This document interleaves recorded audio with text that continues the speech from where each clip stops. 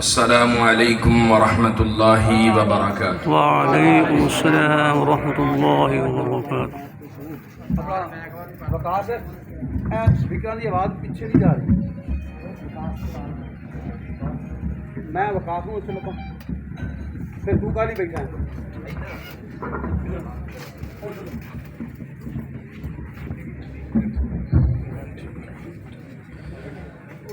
نحمده ونصلي على رسوله الكريم بسم الله الرحمن الرحيم والسابقون الأولون من المهاجرين والأنصار والذين اتبعوهم بإحسان رضي الله عنهم ورضوا عنه وقال النبي صلى الله عليه وسلم من سب اصحابی فعلیہ لعنت اللہ والملائکتہ والناس اجمعین۔ حضرات دی وقار بزرگوں، دوستو، بھائیوں، قبل اس کے کہ اپنی گفتگو کا آغاز کروں، ایک تصحیح لازم سمجھتا ہوں کہ میں کوئی علامہ نہیں ہوں، دین کا ادنا سا طالب علم۔ صحابہ کرام رضوان اللہ علیہم اجمعین ان کی عزت کا ادنا سا محافظ، دین کا ادنا سا طالب علم اگر اللہ رب العزت ہمیں بنا دے تو ہمارے لیے اس سے بڑی سعادت کی کوئی بات نہیں ہے۔ میں انشاءاللہ اپنے برادر اکبر اور اپنے لیے بڑے معزز حضرت مولانا اسماعیل عتیق حفظہ اللہ اور آپ کے درمیان زیادہ دیر حائل نہ رہوں گا۔ چند باتیں حضرات صحابہ کرام رضوان اللہ علیہم اجمعین، ان کی شان و عظمت اور ان کی شان و عظمت کا دفاع کیوں ضروری ہے،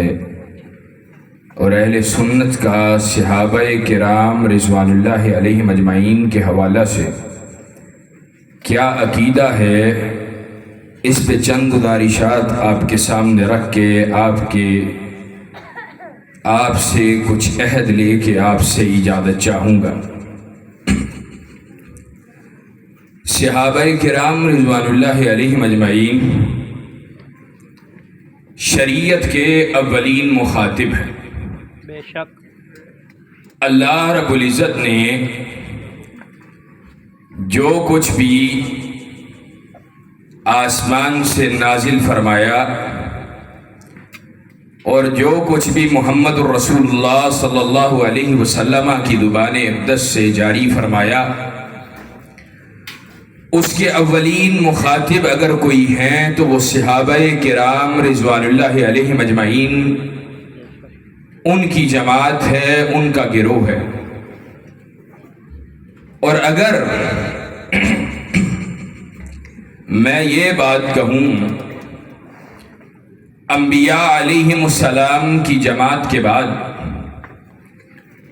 ساری کائنات کے اندر آسمان کی اس نیلی چھت نے آج تلک صحابہ کرام رضوان اللہ علیہم اجمعین سے زیادہ مقدس، ان سے زیادہ اعلیٰ، ان سے زیادہ عرفہ جماعت کو نہیں دیکھا ہے، نہیں ڈھانپا ہے، تو اللہ کی قسم میں اس بات میں غلط نہیں ہوں گا۔ صحابہ کرام رضوان اللہ علیہم اجمعین انہوں نے اللہ کے نبی جناب محمد الرسول اللہ صلی اللہ علیہ وسلم کی زندگی کا مشاہدہ کیا ہے، آپ کے دنوں کو دیکھا، آپ کی راتوں کو دیکھا، آپ کی نمازوں کو دیکھا، آپ کے روزے کو دیکھا، آپ کی شب زندہ داری کو دیکھا، آپ کے اٹھنے کو دیکھا، آپ کے بیٹھنے کو دیکھا، آپ کے چلنے کو دیکھا، آپ کی نشست کو دیکھا، آپ کی برخاست کو دیکھا، سواری پہ سوار ہوتے کائنات کے امام کو دیکھا، سواری کی رکاب تھامتے دیکھا، اپنی سواری کی خدمت کائنات کے امام کو کرتے دیکھا۔ اور اگر بات کو مزید آگے بڑھاؤں، ام المومنین اللہ کے نبی صلی اللہ علیہ وسلم کی بیویاں، امہات المومنین جو خود کائنات کے امام کی بیویاں، مسلمانوں کی مائیں اور کائنات کے امام کی صحابیات بھی ہیں، انہوں نے آپ صلی اللہ علیہ وسلم کو غسل کرتے ہوئے دیکھا، آپ کو نہاتے ہوئے دیکھا، آپ کو غسل طہارت کرتے ہوئے دیکھا، غسل جنابت کرتے ہوئے دیکھا، وضو کرتے ہوئے دیکھا، وضو کو اپنے جسم سے جھاڑتے ہوئے، غسل کے قطرات کو جھاڑتے ہوئے دیکھا۔ غرض یہ کہ اللہ کے نبی صلی اللہ علیہ وسلم سے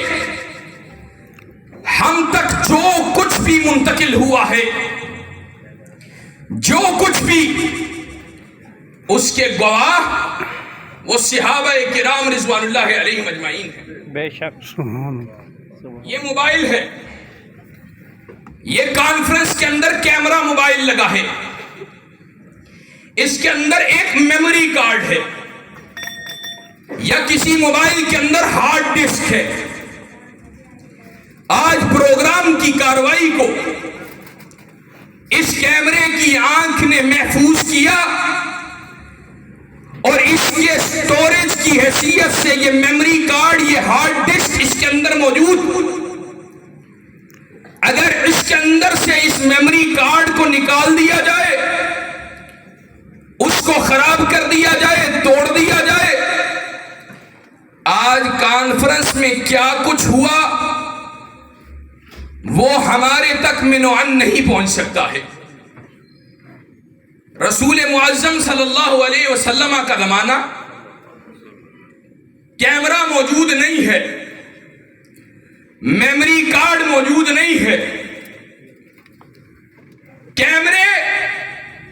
اور میموری کارڈ کی حیثیت سے اگر رسول معظم کی زندگی کے ایک ایک لمحے کو کسی نے محفوظ کر کے آگے بیان کر کے ہم تک منتقل کیا ہے تو وہ صحابہ کرام رضوان اللہ علیہم اجمعین کی جماعت ہے۔ سبحان اللہ۔ اب جو بات سمجھانا چاہتا ہوں، اگر کوئی اس شک کو، اس شبہ کو صحابہ کی ہستیوں کے حوالے سے اہل دین، اہل اسلام ان کے ذہنوں اور قلوب و اذہان میں انجیکٹ کر دے کہ العیاذ باللہ، معاذ اللہ، یہ صحابہ یہ نہ صالح تھے، نہ ایمانت دار تھے، نہ یہ دیانت دار تھے، ان میں سے کوئی اللہ کے نبی کے ساتھ مال کی لالچ میں جڑا، ان میں سے کوئی اللہ کے نبی کے ساتھ شہرت کے لالچ میں جڑا،